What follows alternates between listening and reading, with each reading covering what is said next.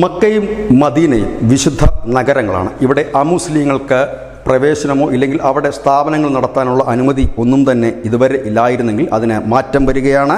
മക്കയിലും മദീനയിലും real estate ഉടമസ്ഥതയിലുള്ള പൊതു വ്യാപാര സ്ഥാപനങ്ങളിൽ സൗദി ഇതര രാജ്യങ്ങൾക്ക് നേരിട്ട് പണം മുടക്കാം എന്നാണ് ഇപ്പോൾ ക്യാപിറ്റൽ മാർക്കറ്റ് അതോറിറ്റി പ്രസ്താവന പറയുന്നത്. ജനുവരി 27 മുതലാണ് വിശുദ്ധ നഗരങ്ങളിലെ സ്വകാര്യ റിയൽ എസ്റ്റേറ്റിൽ ഇല്ലെങ്കിൽ പൊതു റിയൽ എസ്റ്റേറ്റ് ഉടമസ്ഥതയിലുള്ള സ്ഥാപനങ്ങളിൽ വിദേശികൾക്ക് ഷെയർ വാങ്ങാൻ അനുവദിക്കും, നേരിട്ട് ഷെയർ വാങ്ങാൻ അനുവദിക്കും എന്നുള്ള ഒരു പ്രഖ്യാപനം സൗദി അറേബ്യ നടത്തിയിരുന്നു.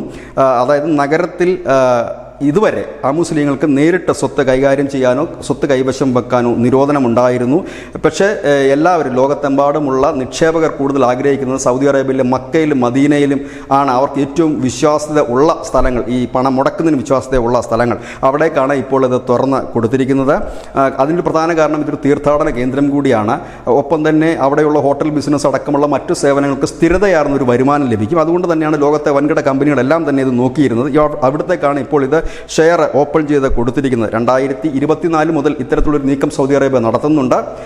കാരണം എണ്ണ കൊണ്ട് മാത്രം മുൻപോട്ട് പോകാൻ കഴിയില്ല എന്നുള്ള തിരിച്ചറിവിൽ നിന്നാണ് 2024 മുതൽ ഈ നീക്കം നടത്തുന്നത്. UAEയുടെ മുബദാല എന്ന് പറയുന്ന ആ ഫണ്ടിനെ മറികടന്നുകൊണ്ട് സൗദി അറേബ്യയുടെ പബ്ലിക് ഇൻവെസ്റ്റ് ഫണ്ട് PIF അതിനെ മറികടന്ന കാഴ്ചയും കണ്ടു.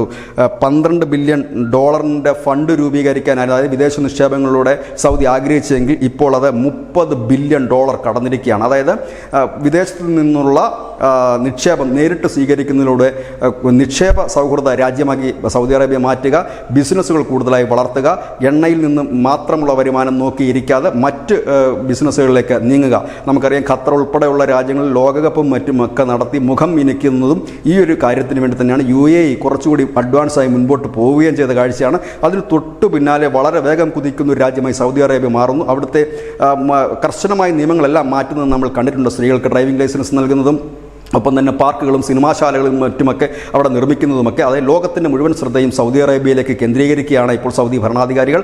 വിദേശ രാജ്യങ്ങൾക്കും വലിയ താല്പര്യമുള്ള ഒരു രാജ്യം തന്നെയാണ് സൗദി അറേബ്യ. ഏതായാലും സൗദി അറേബ്യയിൽ നടക്കുന്ന ഒരു വമ്പൻ മാറ്റം, ഇത് എടുത്തു പറയേണ്ട ഒരു മാറ്റമാണ്. മുമ്പ് നമുക്കറിയാം ഈ സൗദി അറേബ്യയിലെ ഈ പറയുന്ന മക്കയിലും മദീനയിലും ഒക്കെ സമീപത്ത് പാർക്കുകൾ നിർമ്മിക്കാൻ സൗദി സർക്കാർ ഒരുങ്ങിയപ്പോൾ ഇന്ത്യയിലും മറ്റുമൊക്കെ പ്രതിഷേധമുണ്ടായിരുന്നു. ഇപ്പോഴിതാ അവിടെ അമുസ്ലിങ്ങളായിട്ടുള്ളവർക്ക് ഇല്ലെങ്കിൽ സൗദി അറേബ്യയ്ക്ക് പുറത്തുള്ള ഇതര രാജ്യങ്ങൾക്ക് അവിടെ നേരിട്ട് നിക്ഷേപം നടത്തുക, അതായത് വിദേശികൾക്ക് നേരിട്ട് നിക്ഷേപം നടത്തുക എന്നുള്ള ഒരു രീതിയിലേക്കാണ് മുൻപോട്ട് പോകുന്നത്. അതിനുള്ള നടപടിക്രമങ്ങൾ അവർ ആരംഭിച്ച് കഴിഞ്ഞിരിക്കുന്നു. ഏതായാലും വിദേശികൾ എന്ന് പറയുമ്പോൾ അത് ഒരു മതവിഭാഗത്തിൽ വരുന്നവരായിരിക്കില്ല, പല മതവിഭാഗത്തിൽ വരുന്നവർ തന്നെയാകും. News desk news India Malayalam.